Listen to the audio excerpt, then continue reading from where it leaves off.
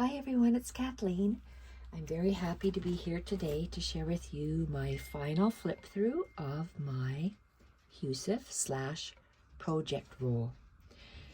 I've worked on it for several months and I had to wait for some cases to arrive and I'll show you what they are.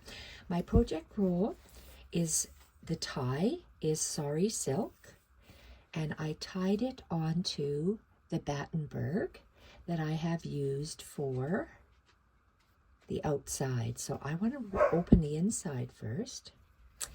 And it's a project roll that I can carry with me. It was tied up, and look at this. It has a handle. How cool is that? Okay, so when we open it up, I love this little pointy bit of coffee dyed Battenberg. Let's move it right over.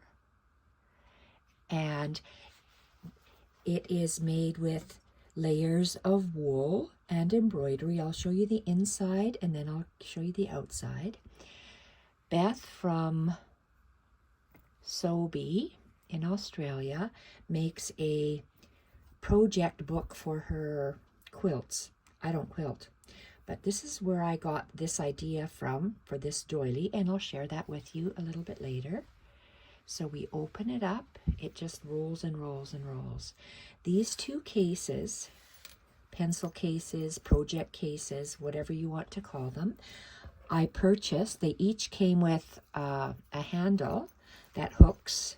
You can take on or off, but of course Rockwell, that little Rocky, my grandson, he is a magpie and always likes little things, asked if he could have the handle for his little case that he carries around his little tchotchkes in. So I said, of course you can.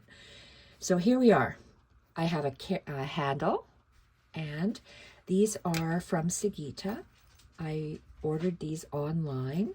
Her plain eco-dyed rust,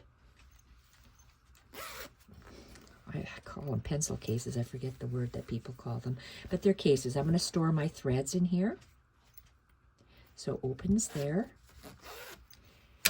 And I like that I attached it over here. I invisible stitched it. I have a second case from Sigita. And again for threads. I lay them to the side like this, but they will be filled with threads. This is wool.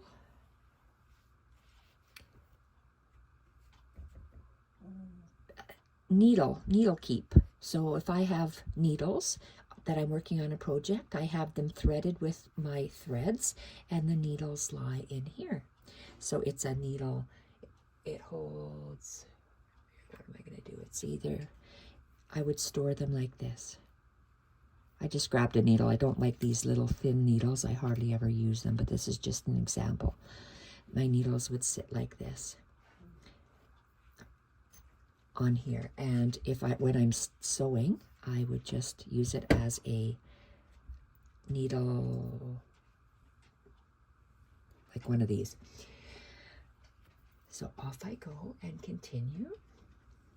So this is where I would store my project that I'm working on. So it is one large doily. So you see the doily and you open it up. It's a one large, long doily. At the bottom of my Huswif, I fold it in half and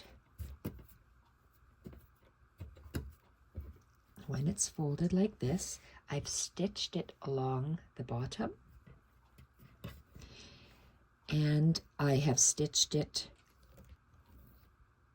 in a square all along here. So it will be sitting and not moving. So my project that my stitching project that I would be working on would be, just throw something in here. My project I'd be working on is in here. And then I would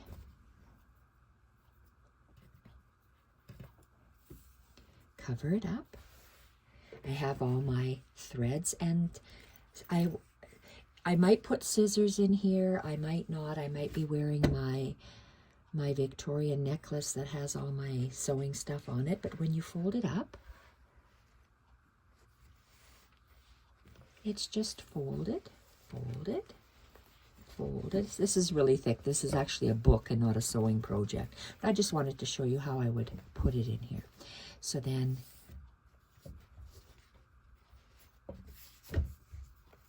one sari goes one way, one goes the other, and then I tie my little bow just over here. And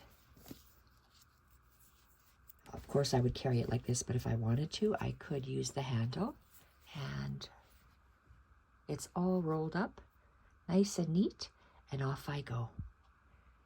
And I can work on it on my lap. Let's see the outside, all of my embroidery. I love to do fancy embroidery rather than what is known as slow stitch. The straight stitch, running stitch, it's very boring for me to do. I get bored very easy, so I don't like to do that. I like fancy embroidery stitches. The outline stitches that I do is pretty well the only plain stitching I do. So let's turn it over. Nothing's right or wrong. It's just what a person likes. So no hate mail, please. So this is a piece of Battenberg that I have stitched to. So I have a piece of wool that is a skirt, a wool skirt. I had zippers and pockets, but of course I stitched all over them because I have MCI and I forgot. So anyway, Battenberg on top of a wool skirt on top of a wool. So in hindsight, I would have embroidered this first, all this fancy embroidery, then attached it with my blanket stitch, and then I could have had my pockets and zippered pockets, but I didn't. So these are the fancy embroidery that I have done. I love Sue Spargo embroidery, and I also like Jennifer Clouston embroidery. So I have combined them both. So I'm going to have a look at this. So this was loosely resembling the garden roll from Sue Spargo, but I redid all the stitches into stitches that I like and added some Jennifer Clouston greenery all along the edge, sprouting up. I made a little bee, and I also, if you turn it around this way, I had the greenery sprouting up this way. Matter of preference, that's just what I did, and I just love how it turned out. So my project roll is finished, and I absolutely love it. I tend I love project rolls. Needle books or needle rolls, I have needle books, but I don't take them with me. I take a project. I'm always working on something. So I like the Huswif that I've created. I love the color palette. I love the stitching. I absolutely love everything about it. So far, this is my favorite Huswif to date. And I just love how the wool feels. So I just wanted to share that with you all. Thank you everyone for watching, and bye for now.